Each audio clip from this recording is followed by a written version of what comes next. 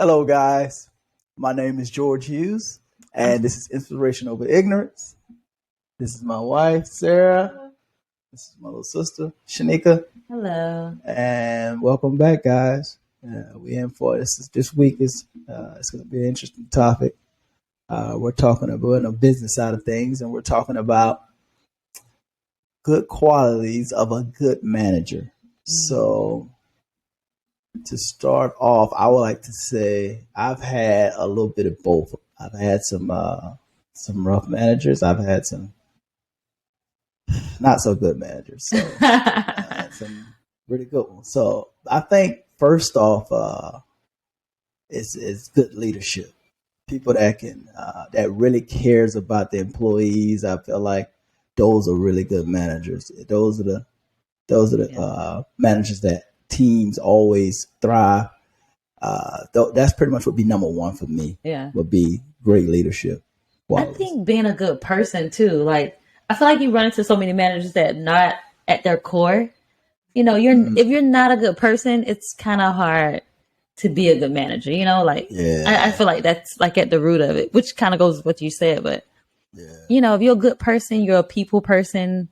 That's like, I feel like that's the starter kit to being a good manager. Because you're easily relatable. People can relate Right. to you and they feel comfortable. And honestly, when you real, I feel like people go to bat for you. That's true. And so when they're out there working and doing their thing, like they're gonna go the extra mile because they feel like, man, you know what? This guy got my back. Yeah. She has my back. I know my manager's gonna look out for me. Yeah, for sure. So let's talk about the specific qualities on what makes someone a good leader. I know a big one for me is communication. So you never want to be in the group where everyone in the higher ups knows and it's 5 minutes and you're being notified that there's a change that's affecting your job right there, right then. I think it's just... and you want to figure out how your team wants to be communicated with. That's huge. So do they like emails? Do they like the one-on-one and the team huddles? Do they like in-person meetings? Yeah. So you really got to get the vibe of your team. And they want to feel connected to the top. You never want to feel like there's this huge gap. And so as a manager, you're the person that helps bridge them and makes them feel like they're a big player. That's true. Shout out to my last manager, Ron. That was one of his first questions he asked me, like, hey, how do you like to be communicated with? And I was like, wait, what? Like, you care about that? So I didn't realize how big that was. Of course, I'm like, text. Don't call me, text me. Don't email me, text me. Millennials, right? I'm a little bit of millennial in that way. Like, please, just text me so I can get my thoughts together. Don't call me on the spot. And I'm like, So definitely text. Yeah. So what do you guys feel about favorites? I mean, I know both of you guys have been in high leadership roles. I want to know, like, is that a real thing? Do you have favorites? You're referring to managers that have their favorites and it's obvious? To me, I feel like all managers have their favorites. That's just my opinion. I mean, I could be wrong. I feel like it should be just like your kids. If you have a favorite, no one should know. It should not be obvious. Sure. Yeah, I agree. I don't have kids, but I do. I know I've had my favorites where it's like we're closer, you know, just because we've created this family, you know, dynamic or whatever, or we relate more. But I always was I tried to be careful about, you know, making sure it was still fair, right? Or do something more for the others, you know, sometimes because, you know, I already knew people kind of felt that way. So I didn't want it to be where it, you know, divided the team. Right. So, yeah, I think naturally everyone has their favorite people, I think. Because, you have those employees that they go a little bit. Yeah. And that's why she was right. For sure. Every problem that you have, and if you ask them, hey, could you come work extra, or could you solve this problem for me? They're there to help. They got your back. It's true. For me, that is so important. If I have that person, you know, keep continuing to build them, but it just lets me know, okay, I'm identifying some barriers for the other ones that maybe aren't putting in the same effort, and how Sure. can I get them in the same spot? What tools can I bring to them? If there are any barriers, what can I remove? Because the last thing you want, and it's so hard when you're in management, you want to be friends with the people you work with, but if they see you on Facebook with Right. one of your employees, Yeah, that's bad. you know, they're going to feel a certain way. There's nothing you can do about it. Yeah. And so, Right. it's really hard to mix business with pleasure. That's I true. recommend try your best to not, and just, you know, just be genuine at the same time Right. when you're at work. That's true. That's true. That was good. Yeah. So for me, another big thing, going back to, you know, building people's weaknesses, is that emotional intelligence and being able to not just understand their, you know, their intellectual ability, but building in their personality into the team, because we all bring a value to the It's true. team. That's true. Some people Right. are introverts and some people are extroverts. So Right. just being able to relate to them and build their confidence, because a lot of times they don't even know that, you know, someone's noticing them, and maybe in past jobs it's just been the Right. same Yeah. thing. Yeah. So Yeah. I'm just So pretty much like delegation, pretty much being a great delegator. oh, that's really important too. I feel like that's a Yeah. little different, but I feel like that's Yeah. That is important. Because I mean, you know, as a manager, you know the strengths and weaknesses of your employees. So It's true. you pretty much, it's up to you to sort that out accordingly, right? Yeah. You have to sort that out and make sure that that makes the whole team work. Because you're gonna have some people that's not as far along as the others. Yeah. I would think. I mean, that's how I've been in my experiences. Yeah. In a lot of my jobs. I do think as a manager, you have to have that, like Sarah said about the emotional intelligence. I don't think everyone or the average person, even though you're a manager, it could just be, hey, I worked with the company for 50 years. And it was like, hey, you need to be, you know, you need a good, you met your numbers, but that doesn't mean you understand and know how to deal with people.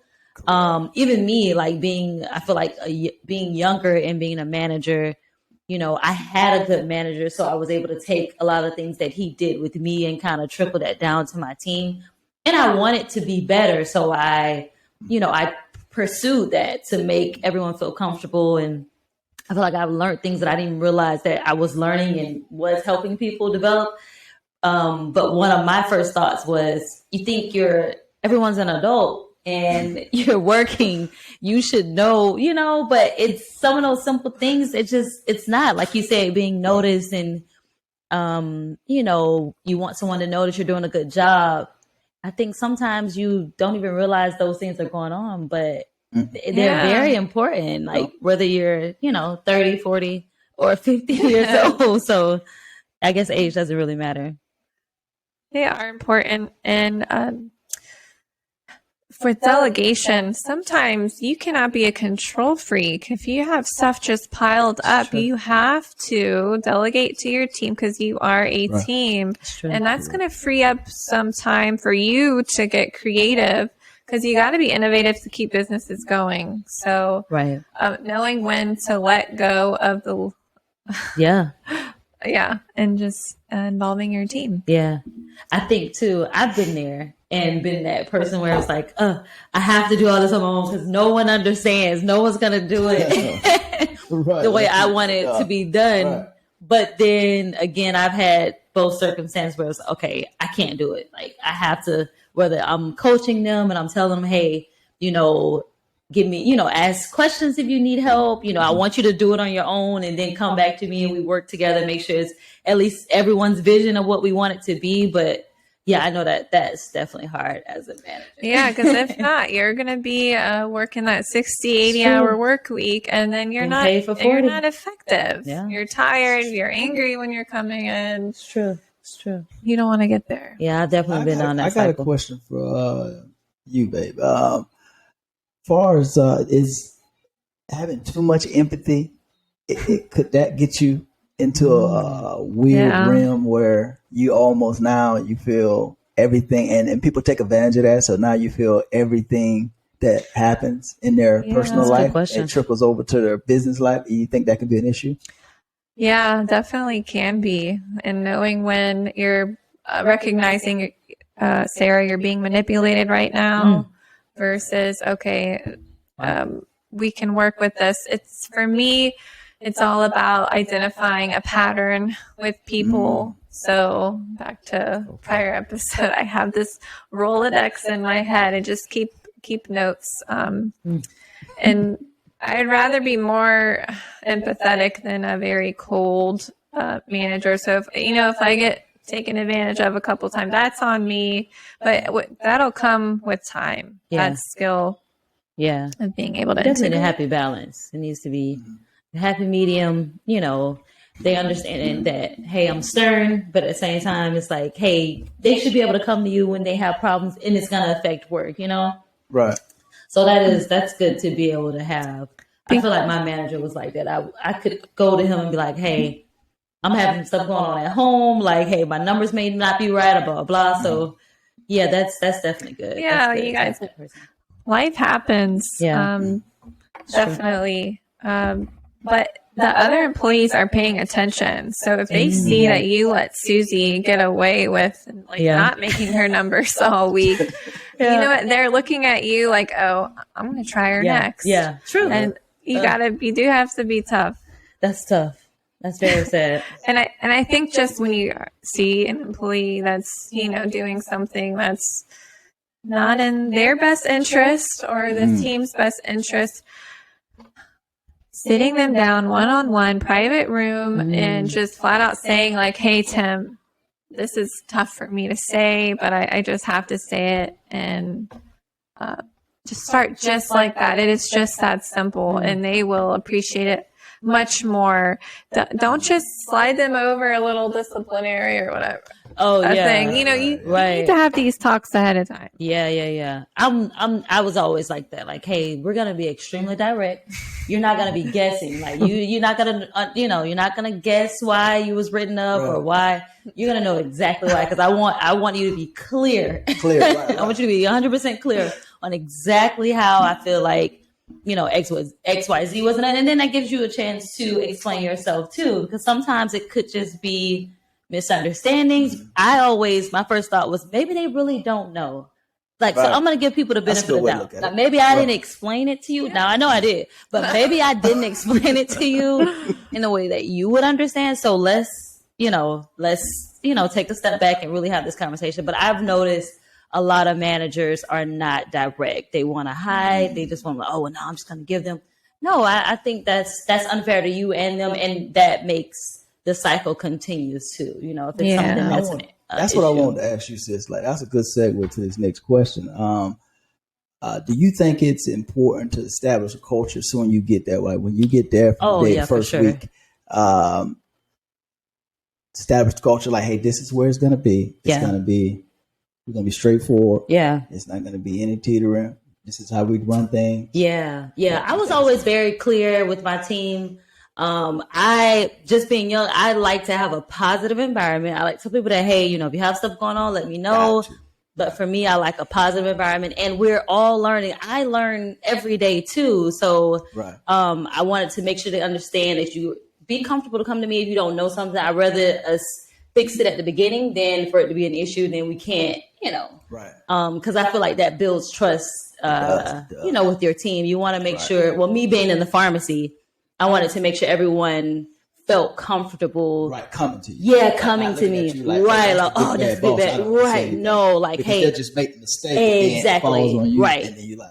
And at the end of my cycle, which is a lot of people, and it just depends on like, especially healthcare, it's like there's a person at the end of an era. Yes. So we don't want that's very serious. Like, so I definitely always wanted to build like just a positive, easygoing culture, but at the same time, no, this is serious business and someone can get hurt. I always tell people, hey, just think of every prescription that you complete as this could be going to my grandmother, or this could be going to my baby. People kind of, they get a little personal. Like, oh, okay, yeah, that's true. I don't want my child to get the wrong medicine. Or I don't want my child. So, yeah, for sure. So I've definitely tried to build that culture of being able to come to me, just being positive, and just having a really firm, still environment. Because at the same time, hey, we're not going to be just hanging out, and I'm not going to just be your friend. Like at the end of the day, this could be a positive. Yeah, have fun.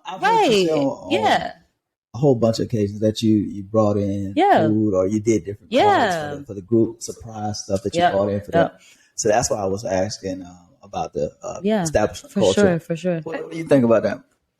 Well, I think to piggyback on Meek right now, you have to be available to have that openness. So you can't be the manager that's the whole time they're there, they're just stressed out, and so you're have a wall right there. People are like, oh, I don't even want to add to her plate. Yeah. So I guess I'll just see if it gets better by the end of the day. Yeah.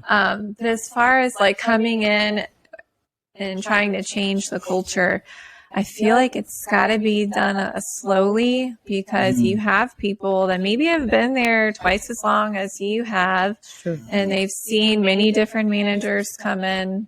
Right. You can't do change too fast and ruffle too many feathers. I think for me, my strategy is you got to get in, you sit back, see how everyone operates, and then you can strategically go in and try to adjust that culture. Of course, along the way, positivity is definitely a way to go. You want to nip that in the bud. And for me, it's so important to make everyone feel equal. I don't care if you've been a nurse for 1 year or you've been a nurse for 20 years. You guys are just as important to me. And even within the realm, it's true. It's that's part of important for my culture. I can see how that could be too, with when you coming in somewhere, especially nurses. Like there's such a hierarchy of nurses just graduating, and that really touches on people's confidence while they're working too. So you gotta see that. You gotta nip those either young, right in the butt. That's not right. Yeah, that's true. So my next question to both of you guys is, can you rely on an interview to explain what type of employee you're getting? I wish that was. I wish. You see this decorated resume and you think, oh man, this is what I'm talking about. COVID made this harder. COVID made this harder because the interviews went virtual. I want to be 100% transparent. Almost everybody that I hired were not good fits for. I know that's so sad. I don't know. I don't. Yeah, and I looked up articles and I tried to really. Oh, so you was trying to get some. Yeah, and which kind of your question about the culture. I had a lot of turnover just in the pharmacy. I think just in general, not just my store, but just in general. You have constantly new people. So that question, of course, I'll answer from a perspective. 9 times 10, I'm coming in and this week I have a whole new staff. It's tough to build. It's tough to build. And the interview process, I'm going to say with the company that I was working with too, it was a very, strict, straight to the book. They only had a couple questions you could ask. So I was limited to, hey, your resume. Right. Really get those questions that probably, if you had more leeway with, interviewing, how far you can go into, who the person is and their character. So I want to, it was definitely a barrier to hiring. Miss by the book. Yeah, I know, right? I mean, but they have a lot of take it over. Door. I'm like, hey, I'm not letting people. Let me go and say, hey, she asked me all these questions. Now I'm fired. But you went on and you did your. I would say I see being a new manager, being a rookie, you don't know. You don't know. So those questions, HR. At the company I work for, they ask those basic questions. Tell me about a time, ... Right. Those make people nervous, and I feel like you can rehearse those. Yeah, that's true, because I've done it. But I do think I do think COVID made it difficult with virtual interviews because I learned so much about behavior when people are in front of me about them. So that kind of took a layer out of it for me. Man, most of them were bad. I mean, I feel like that might be something. I know, right? I feel like it sounds like desperation. If you're like high turnover, you just want it there, was almost to the point.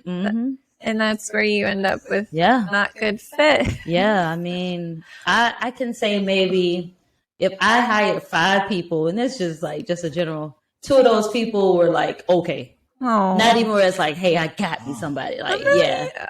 I do feel like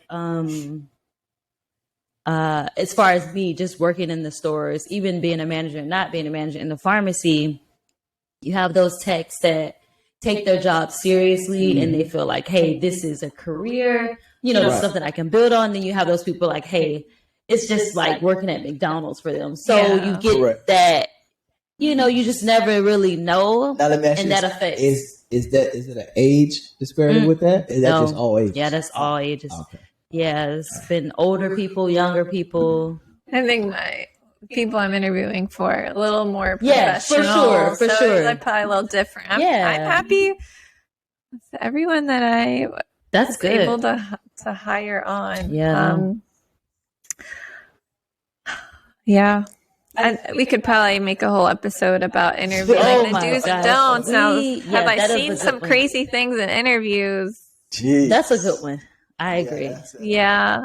Some of the stuff you told me was hilarious. So I think we that is a good, because and on a serious note, I feel like people don't know. Yeah. I really, really believe people don't just do they don't things. Know. They don't know. They really don't know. Yeah, we won't even go there. We won't. I say no. We won't even go there. I say don't go. Well, guys, it was a good time talking with you guys. Again, it's Inspiration Over Ignorance. I'm George. I'm Shanika. My wife, Sarah. And you can find us on all your platforms that you find your podcasts. And we'll see you guys next week. Every Thursday. Every Thursday, guys. Every Thursday. Life, family, business. Bye. Bye.